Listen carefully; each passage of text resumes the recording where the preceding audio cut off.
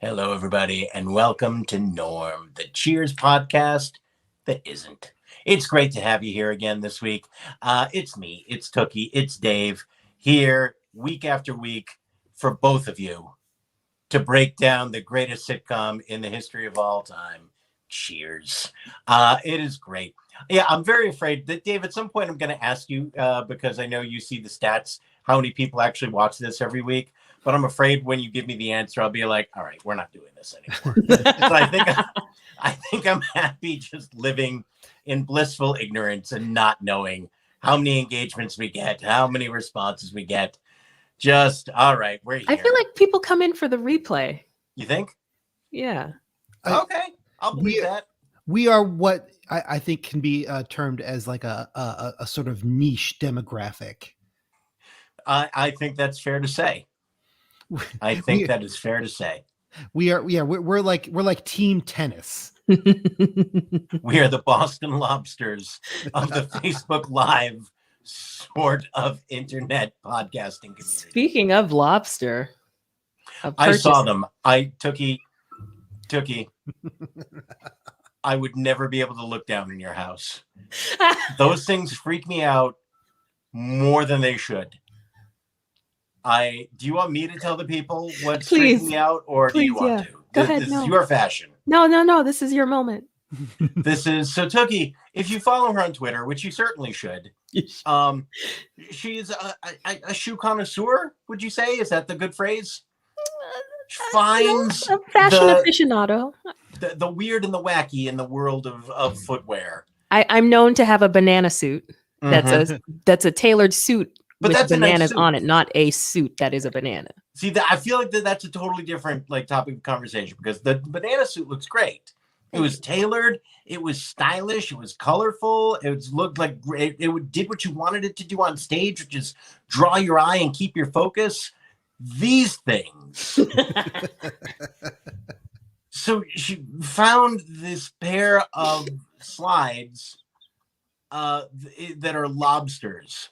And it's the worst way to do it, with the toes sticking out of the mouth of the lobster. And it just kind of looks like something's coming out of it. And it's like, lobsters are ugly anyway. I mean, it's the reason no one feels bad about breaking them apart and eating them. They're hideous. And she bought them and they're on her feet. And it's like, I wouldn't look down in your house. I couldn't do it. There could be, like, if you ever wanted to shoot me in Tookie's house, just slide on the ground, because I'm not looking down, and just shoot up, and you're gonna get me, and it's no problem. It's wow, those things freak me out. They're comfy though. Lots of things are comfortable, Tookie. Come on, they just arrived today. Because you're like, these feel too good. They just arrived today. You gonna be okay, Mike? I was. I basically developed a separate personality just to deal with the visual.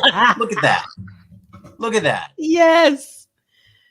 Oh, these are available in the world for anyone who wants them. That's terrible. Oh, and they're red, so they're cooked. It's they're dead. I want you to have them, because I feel like that's the shoe equivalent of just wanting to feel something. Like if you feel like you need them, I feel like you need them. Thank you. Look, you do what you have to do. Just don't foist them upon me.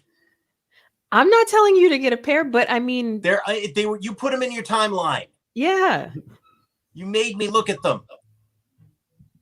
Yeah. And now I'm not going to be able to sleep. It's okay. You can be productive in the evening. Anyway, lobster slides. Oh, they're rough. They're rough. And they're worse with feet. Like, you see them there. That's what sets it apart. It's the act of the lobster tried to eat a foot, couldn't digest it, and now the toes are coming back out. I don't know. I don't see any other way to interpret it. Okay, but they're nicely pedicured toes, no? Nothing wrong with the toes. Thank you. There's no judgment of the feet. It's what the feet are in. Yeah, that presents a real challenge for the person wearing those slides to maintain a perfect foot. It's holding me accountable because I get ashy in the winter. Well, sure. If you say so. Hey, welcome to two people who can't offer you help for that.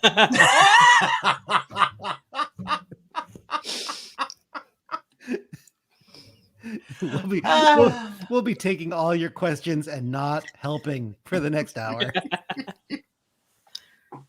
There's no two better people to turn to for all your ashy needs than Mike and Dave. Just setting records for incompetence. Oh, yeah. Someone ask us how white this episode is. Should we lead with that? It's going to be less white than this. This is French vanilla right here. Oof. French is giving it all the best of it. All right. An interesting episode this week. It was, I'm judging it against the strength of season 3 so far. Mm-hmm. I thought it was fine. I liked it. I thought it was interesting. I didn't mind watching it. There was no It was just, there weren't a lot of laugh out loud moments for me. I thought it was interesting character development. I thought it was probably pretty important in terms of how Diane and Sam relate to each other. But yeah, just, I don't know if it was a very Coach light episode, which immediately makes me feel a little bad about that episode. I mean, not just because of how much I love Coach and I want him in it more, but I also know it's probably a week when he was not feeling good. Right. Just knowing what we know about the background of the show, probably just a rough Nicholas Colasanto week. And when I see a Coach light episode, I think about that. And so that's in my head. Mm-hmm. But it was also, it was not a badly written episode. It was not for the most part, there was interesting stuff happening there that would come back and have payoffs later on. Just not that laugh out loud funny. But so we're going to delve into it just a little bit more. Dave, when this episode occurred, what was happening in the world? I feel like this was right around an election, was it not? This is aired on November 1st, 1984. So yeah, we're coming up on the 84 election. So we're 5 days away, right? Yeah, which of course is going to be Reagan's landslide victory. And I don't think there was any surprise at that point that Reagan was going to win by the margin that he did. Was that the Mondale year or that was Mondale? That was Mondale, yeah. Mondale Ferraro. The Geraldine Ferraro, the first woman vice president nominee. First woman to be on the ticket for the executive branch. Yeah. Mm-hmm. Yep. Yeah, by all accounts, two remarkably decent human beings and politicians, and kind of deserve better than being the answer to the question who was on the other side of the biggest electoral ass whipping in American history. Who was the guy who made Dukakis look reasonable? Oh, no. And Mondale, after the first debate, I've read about this election in multiple different outlets. After that first debate, people really thought Mondale had a chance. Reagan had a bad debate. He seemed very old, didn't seem to quite know what was going on, flubbed some answers. And then he led off the second debate with a zinger that got an applause break. And that was basically the end of the election. That was really like this huge turning point. Just made everyone think, oh, Ronnie. Yeah, I mean, he was beloved. And I was really, I'm just speaking now as like sort of like 10 or 11-year-old Dave, remembering like his sort of like presence. I guess a lot through Nancy Reagan's appearances too, like and through the anti-drug campaign. Like there was so much Reagan and so much Nancy Reagan available to me, like different Strokes guest star spots and things like that. Where like I had this weird fuzzy relationship with these people that like in my adulthood I realized like those were not the people I thought they were, and they were responsible for a lot of harm in this country. Showtime did a great miniseries that the Reagan kids were involved with about the Reagan's life, and it's very interesting. I mean, he was a fairly mediocre actor who just really was charming. And that was his main calling card for his whole life, just being a host for and a spokesperson for GE for years. And yeah, he was great at speaking to people. And that's what he did. Even when he didn't really totally know what he was talking about, you just liked listening to him.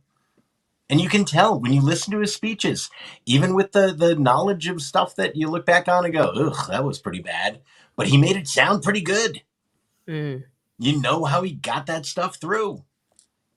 I mean, he's the originator of the Shining City on the Hill, right? That's the first sort of popular use of that phrase, right? He started Make America Great Again. Right. Yeah, he did. Yeah, I just, the fact that this society values charisma over competency and actual implementation of policy is part of why this country is where it is. Oh yeah. You could definitely feel a little a Reagan energy in this episode. Even when Sam marches off to the office and says, the next time one of these drugged out whatever try to take money from an honest citizen. That was one of my 80s moments. It's like such a Reagan-esque kind of a sentiment. I was like, oh, I don't like this at all. Yeah. Oh, and did you happen to notice Diane the Libertarian? Yeah, right? Yeah. Where'd that come from? This is quite a concern. Sir, I already believe there's too much government involvement in a lot. What? Jesus. I mean, was Diane on that ACAB before the rest of us? I know. Very weird. She's like, let me tell you about a young congressman from Texas. Mr. Ron Paul. Oof. Oh, God. Very weird. Very weird line from Diane. In like a confusing time in retrospect to be an American. I feel like at the time it was very clear. Like even Neil Young was voting for Ronald Reagan around this time. Did Neil Young vote for Ronald Reagan? I can't remember if it actually he couldn't because he's Canadian, but he came out in favor of Reagan. I forget if it was in 80 or 84. He made some statements in favor. Like everybody fell under this guy's charm, and in retrospect, just a train wreck. Can I just say, and I know this is going to piss you off, Dave, Neil Young, what a fucking fraud. Wow, we're going after Neil Young today? Fuck Neil Young. Damn. No. Because he was all like, I'm not shilling for coke and all this stuff, and then he'd like walk around in a fucking t-shirt with his sound equipment on it. Fuck you, Neil Young. Wait, he was all holier than thou, and what he really liked was judging everybody. Like he wasn't trying to do shit. But wait, is Neil Young the guy who sang "Rhinestone Cowboy"? No, that's Glenn Campbell. Yeah, those are very different guys. Although not as different as Neil Young wants you to think. Okay. Glenn Campbell and Neil Young, way closer than Neil Young would have you believe. Hey. Neil Young on notice. We're coming Neil for the Young, big gun. deal with it. You're up next, Crosby. All of them. Hate them. All right, Dave, I'm sorry. I feel like I might have derailed your what you wanted to actually talk about there. Or did you cover it, or where are we at? I was just going to go short and sweet and talk about the three top Halloween costumes from '84. And I completely derailed it. Was one of them Neil Young? Oh, actually, all three of them are different phases of Neil Young. No. It was Crosby, Stills, Nash and Young. There was Reagan period. Young. And there was 21st century. How do I make the most money, Young? There's no stats to back this up, but as best as I can gather, three of the Halloween costumes of '84 for children, mind you, were Ghostbusters, Gremlins, and this hot, young, up and coming, handsome Hollywood boy, Freddy Krueger. Interesting. That came out in '84? It came out in, I think, in I think summer even before. earlier. Wow. Was it? Mm. I thought it was a 90s movie the way. Oh, no. Huh. That was in the whole early 80s slasher renaissance. Oh, wow. So Yeah. Halloween was in the 70s, and that really kind of like brought about Friday the 13th and all the Wes Craven kind of. Wes Craven, he did. Well, Wes Craven might have predated that a little bit. Okay. But there was a whole, I feel like that whole teens having sex and getting killed for it started with Halloween, but really had its heyday in the early 80s.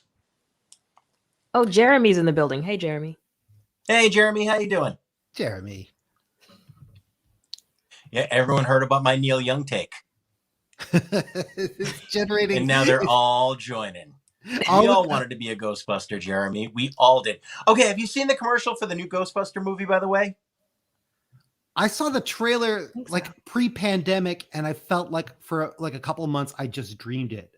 No, it happened. And I feel like someone needs to tell them that Ghostbusters was a comedy. Oh. It made no sense to me. No, it feels like this new one's going for an Oscar. It's, ever since the gritty reboot of Fresh Prince got greenlit, everybody just wants to make a dramatization of lighthearted comedies. Yeah. I don't know. I'm very nervous about the new Ghostbusters. Very nervous. All right. Tookie, would you like to tell us about this week's cold open? Okay. Now that I've spent 17 minutes on Neil Young and lobster slides. Shoes. Sure thing. So, one of those moments when the cold open actually has something to do with the rest of the episode. It's actually all connected. So we enter into the bar, and Sam is mid breakup with a woman who's begging and pleading for them to stay together. And Norm says to Cliff, "Back up the garbage truck, Cliffy. Entering Dump City," which classy. Thank you, Norm. And, Cliff tries to stand up for her honor, saying, well, no, you have a living, breathing human who's about to be blown out of the water.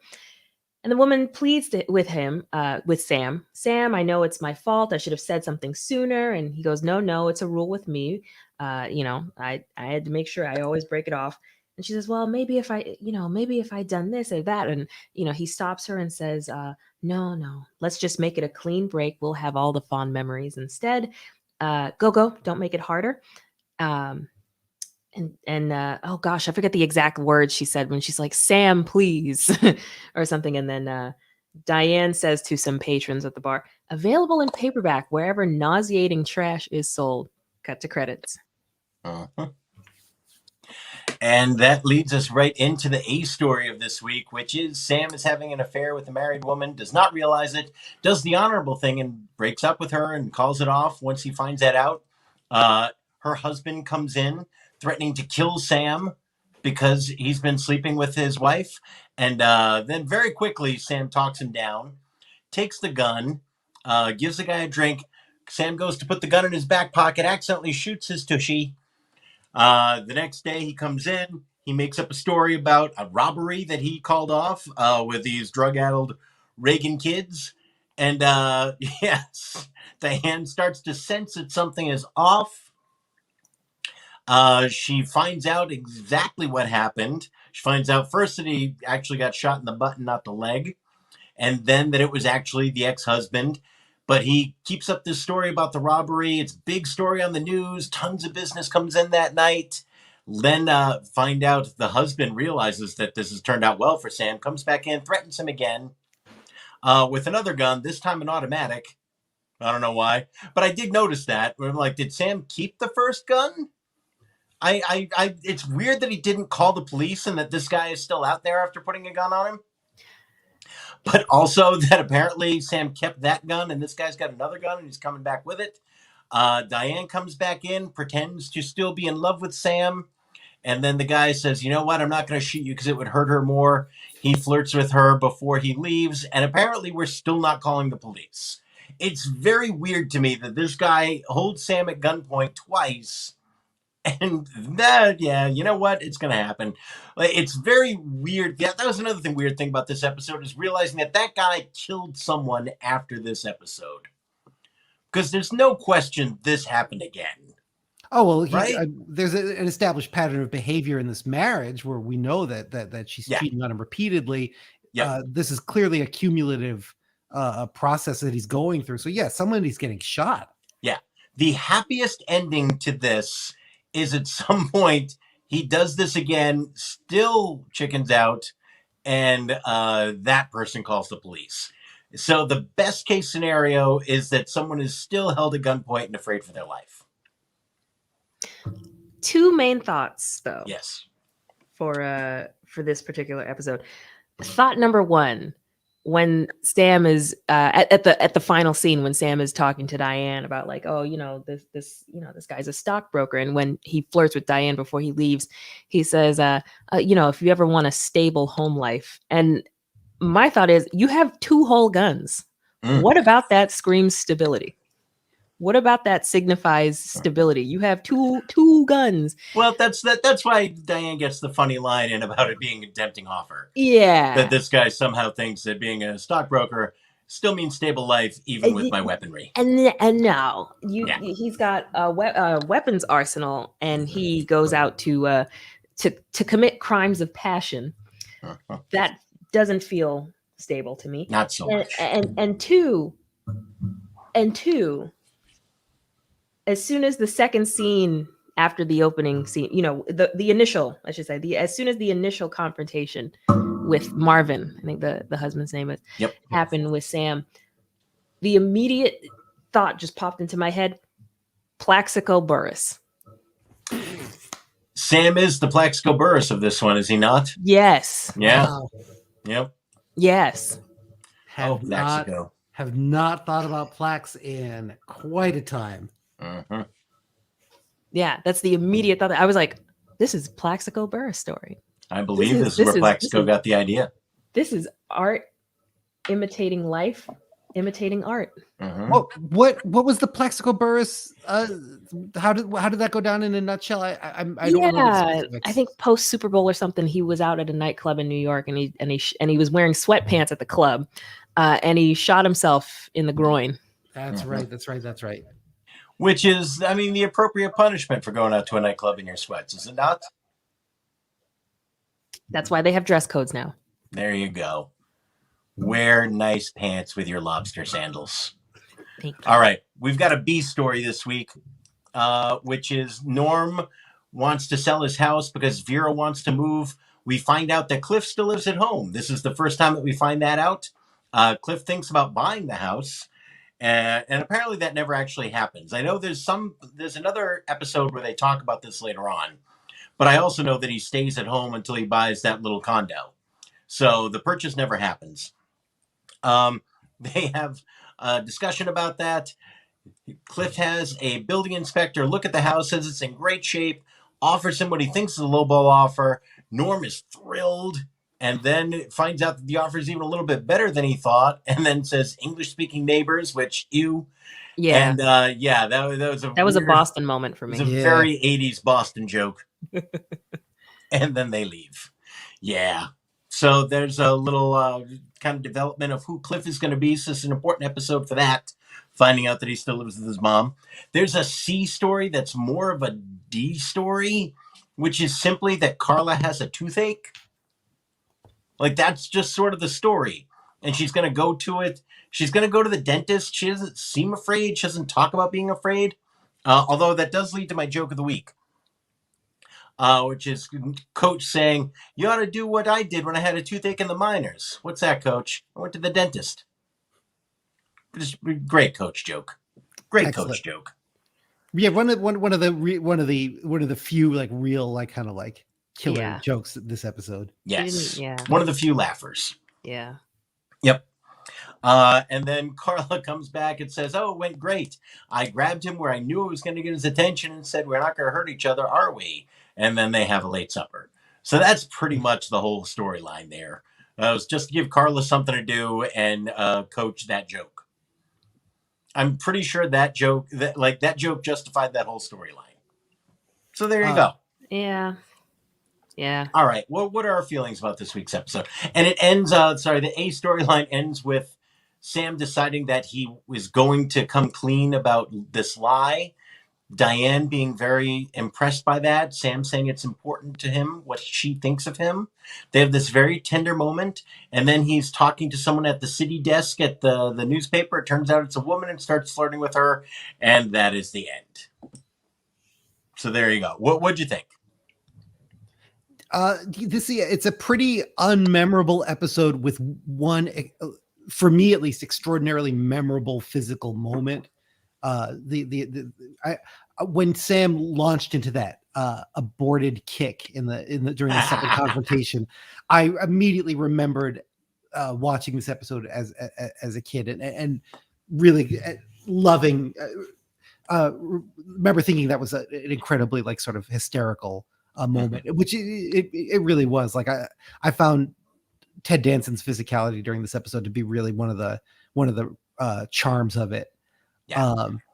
But yeah, like it's a pretty transitional episode. I think it's an important episode in terms of like presenting us what the new Diane is going to be, or how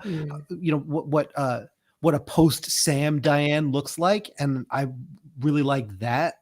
I really like the Shelley Long kind of like arch energy, while still like clearly maintaining affection for Sam, which we'll obviously see like kind of like blossom into something more confusing as it goes on. But I liked her energy through this episode a lot.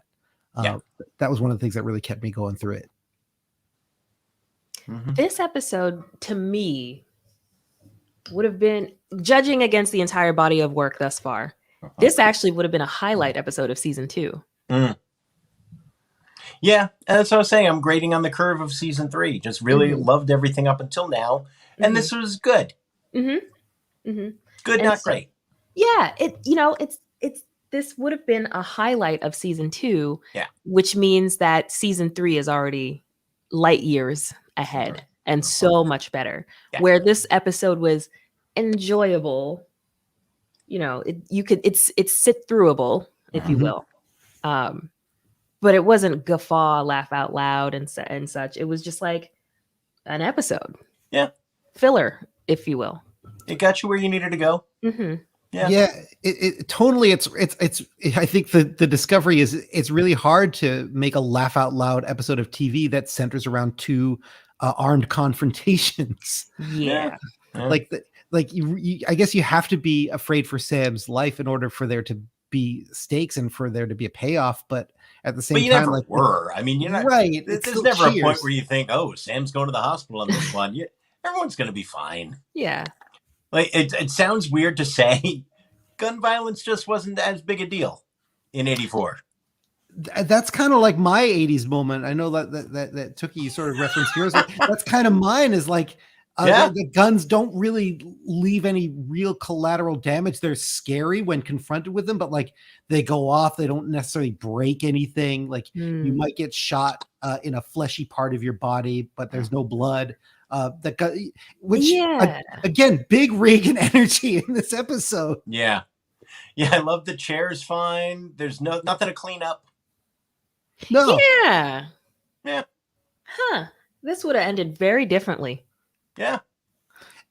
I was reminded of and this movie's a train wreck, but I do really like the scene, the Steve Martin scene where he gets shot in Lawrence Kasdan's Grand Canyon, and he gets shot, and it's this kind of shooting where he's shot with a small weapon in a very sort of like fleshy part of his body. It's not like a life or death wound, but you see he's like voided his bowels as he's like lying on the sidewalk, and it's meant to sort of like the typical sort of Lawrence Kasdan heavy-handedness, like meant to call attention to what gun violence really looks like. But I was like, I could have done with some more of this energy. It felt like it was just kind of in the middle of like sitcom and something else, and I wish it had tipped one way or the other a little bit harder, I guess. No, I've never seen that movie, which surprises me. It's got like two of my favorite actors in it. Kevin Kline and Steve Martin are both there. That I have to say, honestly, that the Steve Martin scene is really the only thing I remember with any degree of clarity. My first foray into TV gun violence was Wheelchair Jimmy, Drake's character on Degrassi, getting shot. Wow. Yeah. I was unaware that Drake got shot on Degrassi. I knew he was on it, but I did not know. Yeah, that's why he became Wheelchair Jimmy for a time. That's very sad. It is sad. It is sad. Yeah. It is sad. Oh. All right. This is a very 80s moment, reminiscing about our first introduction to TV gun violence. Oh, my God. Mm-hmm. All right. A couple of thoughts. One, I think we might have had the worst Boston accent of the series so far. Oh, boy. Woof. The guy who's like, how do you like being a Boston hero? It's like, oh, dude, just talk. Like, you liar. You put that on your resume that you could do a Boston accent just to get this, and they didn't vet you enough beforehand. And they're just like, oh, no, he can't actually do a Boston accent. This is terrible. But I don't want to lose this scene, so I guess we have to do it. That's Mark Sawyer, ladies and gentlemen. That's his name? Mark Sawyer. Mark Sawyer. Neil Young is the only thing that's keeping me from hating you the most this episode. Boston. Ugh. Yeah. That was terrible. Gross. Yeah, that was terrible. Interesting. I thought this was the first episode where you could notice them shooting around Shelley Long's pregnancy. Really? Yes. Oh, yeah. This season, Shelley Long and Rhea Perlman both get pregnant. They write Rhea Perlman's into the series. They did not write Shelley Long's into the series because they thought it would be wrong for Diane to have a baby, and they didn't want to explain that with Frasier or Sam because it would affect things long term. So they just hid her. Huh. Well, so yeah, you can see them at different times. Like she's behind the bar a lot more this episode than she typically is, and she's got the apron higher. Right. Yep. So you can start looking now from this episode on, and you're going to see a lot of Diane behind the bar. Interesting. So you guys have done your 80s moments already. I'll throw I haven't. No, I only alluded. I thought you said, okay, I'm sorry. What is your 80s moment? I had a couple. So the drunken, drugged out punks was one. Buying a house in Boston with ease. Yeah. Was another. That feels very 80s. Yeah. And I had to Google Carla threatening to buy her kid a gunny sack. What is a gunny sack? So I had to Google that. Yeah. It's really just like a bag that you cinch up at the top. Yeah. Yeah. I don't know what they're originally intended for, but I do remember that being a go-to parent joke of the 80s. The gunny sack. Were gunny sacks originally for mail carrying? Sure. I'm not going to disagree with you. Sounds good, right? That sounds right. Yeah. My 80s moment was the Bruce Lee reference. Uh-huh. I very much enjoyed that. And this was this period where clearly any sort of martial art, you referenced Bruce Lee. And you wanted to be Bruce Lee. And it was really great because I feel like once 88 hit, then you had Van Damme, you had Seagal, you had the guys who were doing martial arts in the big movies. And this was when, if you were talking about martial arts, it was clearly Bruce Lee and no one else. Very, very 80s moment. And Bruce Lee deserved all of it. Yeah. Enter the Dragon was on TV again recently. And I'm just like, God, I love this movie. Like I just sit down and I'm like, all right, well, here's the rest of my night. Here's the rest of my night. Just unimpeachable. Just one of like the 5 greatest talents in film history. Yeah. Absolutely love. Like, has anybody ever transcended a genre the way he transcended the genre of the martial arts action movie? Like, yeah, like for 15 years, like that his name was synonymous with any reference to martial arts on film. Like, absolutely, just unimpeachable.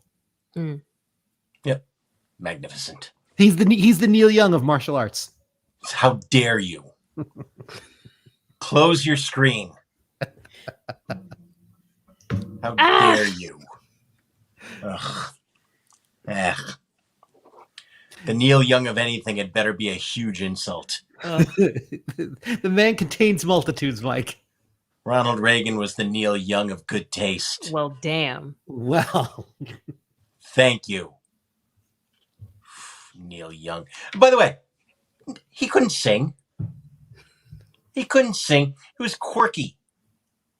He had that late 60s Greenwich Village. He doesn't sound good, but I guess we're supposed to pretend. He was like a shitty alt comic from 2002 who wasn't actually funny and made all the other alt comics look bad because they sounded like comedians, but they were just doing an impression of comedians.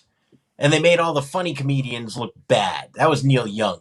Mike, I danced to Neil Young first dance at my wedding.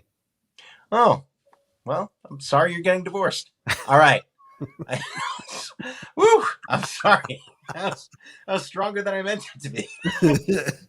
Coming out, just swinging today on Norm. There's a chance Neil Young's catching a little bit of my stress from the past year. There's a chance I'm venting and Neil Young just happened to be in front of me right now. Well, the only way to cleanse one Neil from your palate is to imbibe on another performance from a Neil Diamond in The Jazz Singer. Neil Diamond.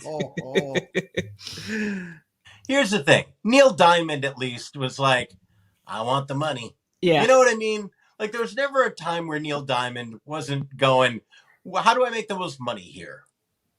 Like he never acted like he thought he was changing the world.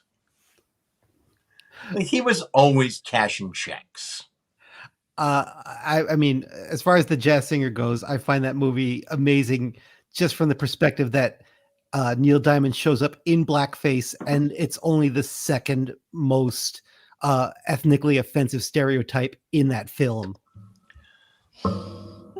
What's the first to you, Dave? The Rabbi Dad, of course. Yeah, Sir Laurence Olivier as the rabbi. Basically doing Jackie Mason. Fair enough. It hurts. It hurts. Oh my gosh, that movie is it's a treasure. It's an absolute treasure. Define treasure, Dave. Well, in that it should be buried. And cursed. Good Lord. Oh, we always come back to The Jazz Singer. Oh, so good. It's always there for. What was the song that you danced to? Harvest Moon off of the album of the same name. Was that a special song for you guys for any particular reason? No, it was just we got married in November. Yeah, it was sort of topical. It's a real pretty song. The Bag Boys, a noted country and bluegrass outfit from Boston, played the wedding. Used to be able to see them at the Cantab Lounge. I hope they're still in existence because they are great. Very nice. You know what we plan our wedding song to be? Ooh, I do not. Wendy Williams' performance on The Masked Singer, her one and done. Tremendous. Shall I post it to the Facebook? Oh, absolutely. Yeah. Whenever you ask, should I post it to the Facebook, just post it to the Facebook. Fair enough. Fair enough. The answer is always yes. All right. Tookie, what was your joke of the week? Joke of the week. You know, not more vibes than jokes this week, but when Diane was talking about Sam's wound to him in the office, she goes, "You're very lucky you didn't get brain damage." Good joke. Good joke. Mm-hmm. We've got a Trevor joke too. What was Trevor's joke of the week? During the second confrontation when Sam does a little slapstick and trips at the bar. When he does the kick. Yeah. Yes. Yep, I will accept that as a joke of the week. 100%. Dave, what was your joke of the week? Yeah, I think I'm with Trevor. I'm going to just give Sam post-injury, like anytime he moves in this episode, my joke of the week. I really enjoyed watching him struggle. I thought he did a great job finding a specific physicality for what it is to not be able to move without pain in your backside. I like in a sort of joke light episode, I was constantly delighted watching him. Like watching him go down the stairs the first time was just a wonderfully specific little bit of physical comedy. So I'll give Ted Danson navigating life without an ass. He was channeling his inner Chaplin. He was. It was good. Tookie, how white was this episode? It was pretty white this week. You know, we're coming off of the high of that Halloween episode with 11 people of color. This week was, you know, I wouldn't say it's a letdown, but, you know, there are peaks and valleys with this show. This was a valley this week. We had one ethnic man by the stairs in the second scene of the show. He either could have been like Latino, Middle Eastern, and then in the second scene, there was a black man seated at the back of the bar, kind of behind Coach near the piano. A woman of color. I couldn't tell if she was maybe South Asian or black, possibly Trinidadian. You never know. Because fun fact about Trinidad and Tobago, a lot of people from India and South Asia moved there. And so there was a lot of intermixing between the emancipated black slave population and South Asian diaspora people. So yeah, a lot of people from Trinidad and Tobago are of Indian descent specifically. Yeah. Fun fact. So she read as almost Trinidadian to me because I have a lot of friends of that background. And I'm like, oh my God, she looks so much like, you know, so, but that's just me, but a woman of color, no less. And a black woman in the crowd as Sam was gloating about this made up robbery and passing by to get to his office. So 4 this week, down from 13 last week. Yeah. Big jump down. Yeah. Big jump down. All right. Sam creepy quotient. It's a weird week because on the one hand, he's doing the right thing and saying, I don't get involved with married women. And that's good. But a couple of specifically creepy things that I think need to be called out. One is him putting his hand on Diane's tuchus when she's trying to save his life, and he decides that's how he's going to sell it. Yeah. Dude should have shot him again. That was rough. And then, where Sam said, there's one moment that I don't know counts as creepy, but where he says, I don't get involved with anyone who's married, underage, or comatose. And Norm says he's added one. I did not like that. Yeah. Didn't care for it. Yeah. Didn't care for it. He's at a 17 this week for me. Yeah. I had him at an 8.4 this week. Yeah. Mostly because that wasn't his line. Mm-hmm. But still. Yeah. Yeah. Not a lot of nobility to Sam this week. I thought like a pretty good, like, I didn't think there was anything that was, that ran counter to the character that Ted Danson kind of refines over the coming years as Sam. I thought it was like pretty good and sort of like laying the groundwork for a guy who like repeatedly fucks up. But yeah, not necessarily a non-creepy guy at all this week. Yeah. All right. So there's the same creepy quotient. Where are you rating this? I mean, I feel like this is the bottom episode of the season so far, but not bad. Not bad, but middle bottom at best. Yeah. Which would have been middle top in season 2. So yeah, I mean, I almost don't want to rank episodes. We're still so early in this season. But it's definitely, it's the weakest. Mm-hmm. You know, and you've got 20 plus episodes of TV. You're going to have some weeks where you're clearly just like, all right, we need another episode here. And this was another episode, but certainly solid, workmanlike effort. Yeah, I thought the even the supporting roles, with the exception of the worst Boston accent ever, but like Carmen, I want to make sure I pronounce his name right. Carmen Argenziano, who plays Marvin, is good. Like, I think he does a good job with a kind of tricky part. And I did look up his IMDb, but his face looked familiar. I feel like he pops up in a lot of stuff. He passed away about 2 years ago. He had a really good career. Had a recurring role on, he had a few recurring roles on some shows in the 90s and 2000s. His 84 actually was like kind of a amazing run of emblematic 84 shows. In 1984, he was on the A-Team, Cheers, Hill Street Blues, and Scarecrow and Mrs. King. So like that, he popped up a lot on some really 80s TV shows in 84. That was a very, very 80s IMDb. Yeah. But yeah, real nice career. And he does a good job with this, kind of problematic, difficult role. I was glad he did, like, they didn't lean in. I was glad they didn't lean into like the sort of like hot-headed Italian trope, which I think would have been really easy to do with this particular actor. Yeah. I thought, they just consistently found things that were sort of interesting. He was menacing, but it's weird. I had empathy for the character because he'd been wronged and hurt. Yeah. And you kind of got why they didn't turn him in. Yeah. Mm-hmm. So even though you watch it a second time, you're kind of like, this guy never goes to jail. But there is that part of you that's like, all right, I do kind of feel bad for this guy. I get it. Mm-hmm. Good actor.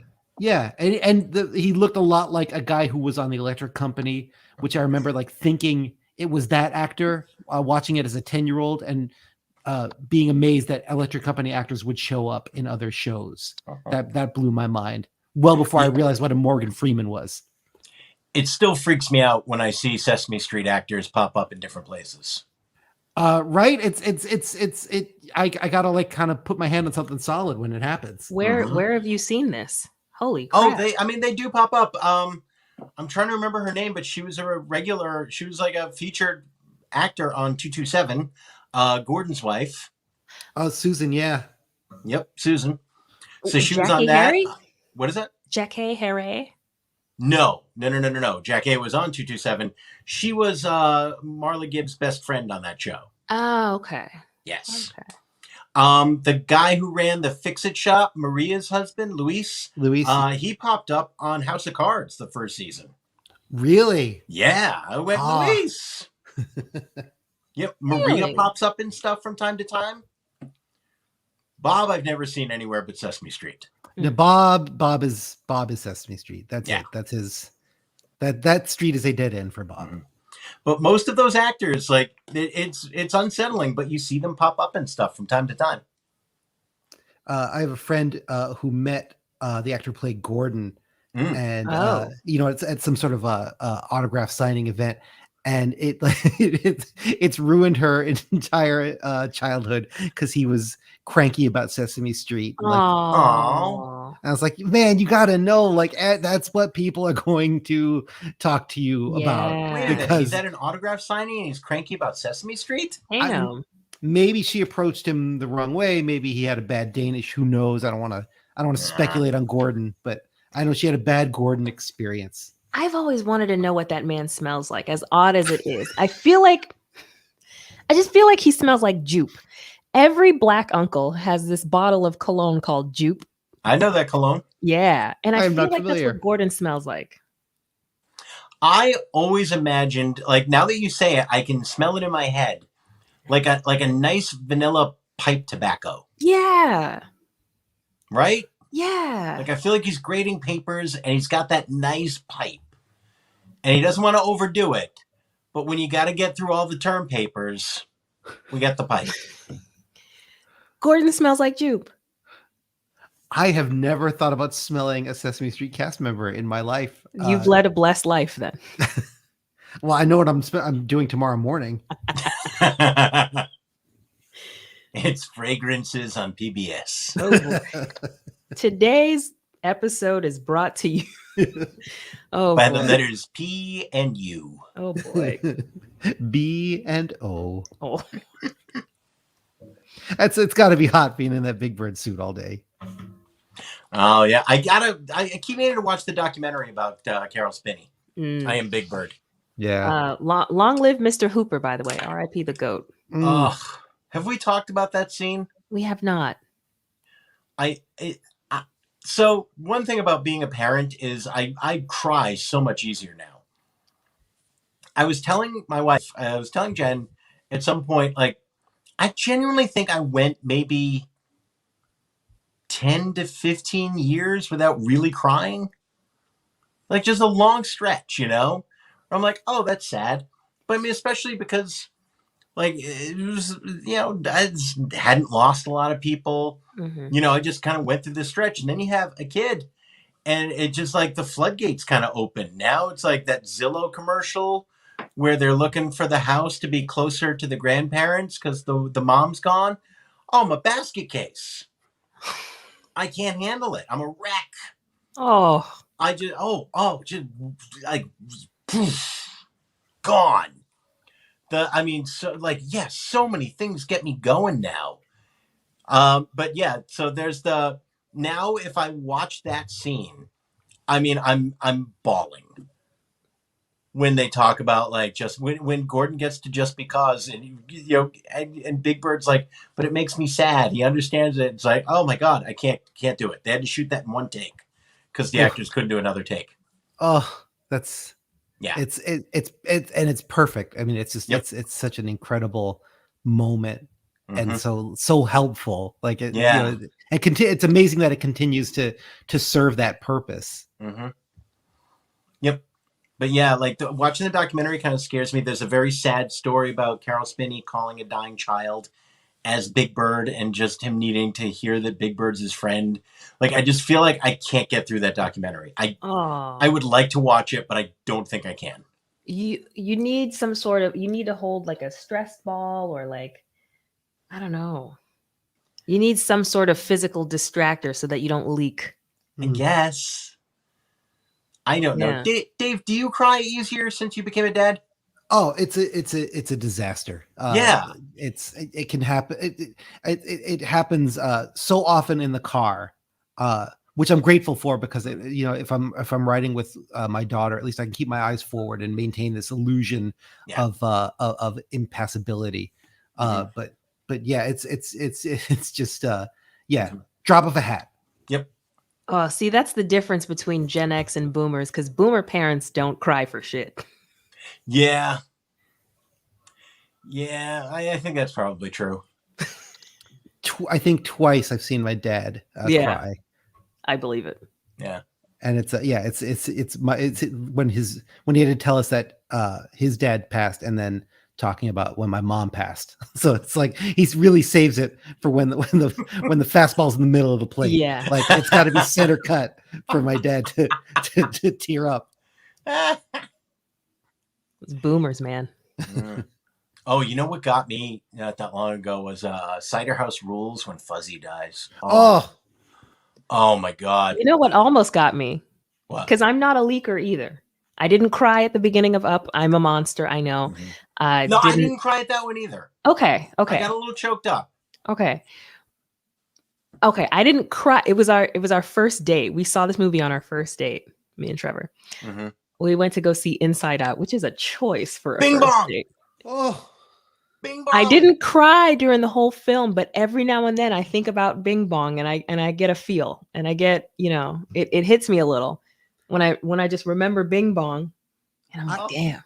I see Richard Kind and I cry. R.I.P. Bing Bong. Richard Kind showed up in that John Mulaney Sack Lunch Bunch special, and I cried because of Bing Bong. Oh, no. Yeah. Old episodes of Mad About You get me because of Bing Bong. I saw Richard Kind in a terrible musical in Chicago in the early 2000s, and he was magnificent, and the show was awful. Did you ever see, speaking of Mulaney and Richard Kind, did you ever see the documentary Now where they spoofed the making of the Stephen Sondheim musical? No, I haven't seen Merrily We Roll Along? No. What is it? It's the one about marriage with being alive. Company? Thank you.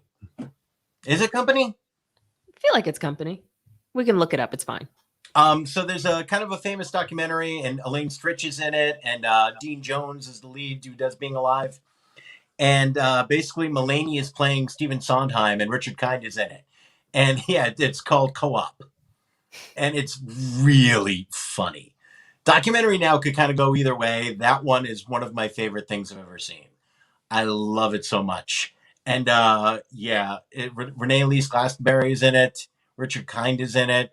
It's just so good. That's pretty. It's so good. Yeah, look that up. It's very funny.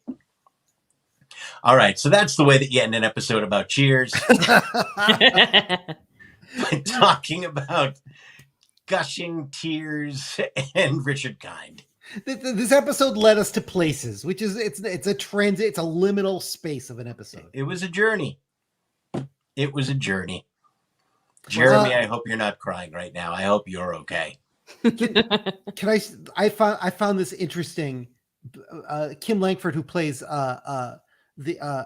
Marvin's wife in this episode, at one point dated Robert Durst, according to her her bio. Wow. Life imitating art. Method acting.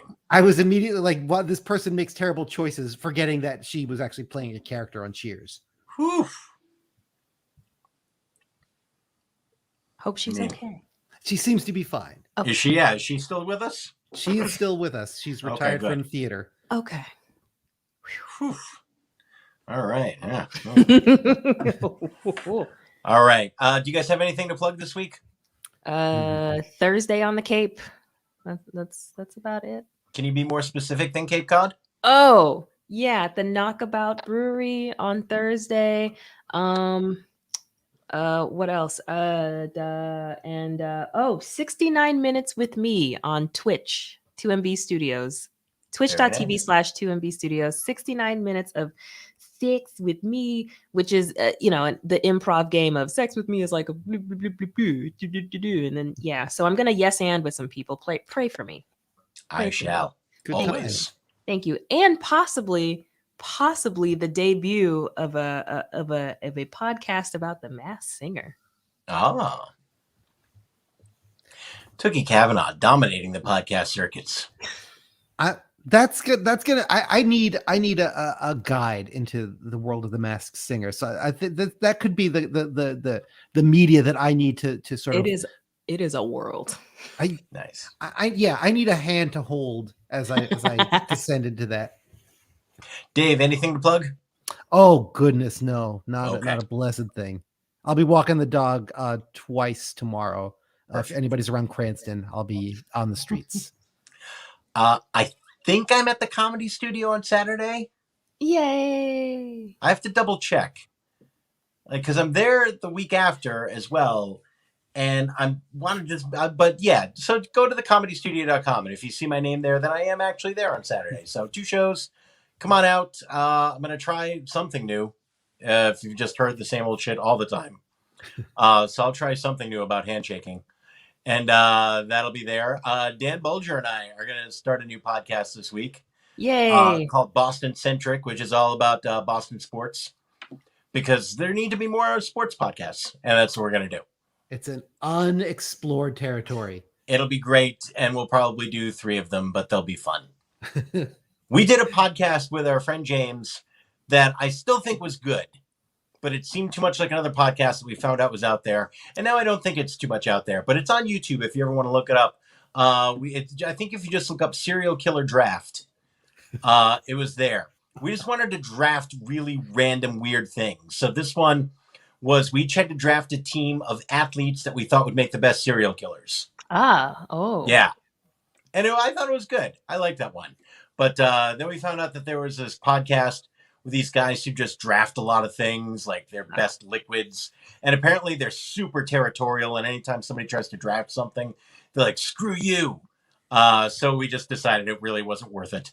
Okay. So we gave that up because we're not very fired up about things. So now we're trying this. So we're going to just talk about Boston sports that aren't hockey because neither of us knows anything about hockey. And we'll be bringing on guests from time to time.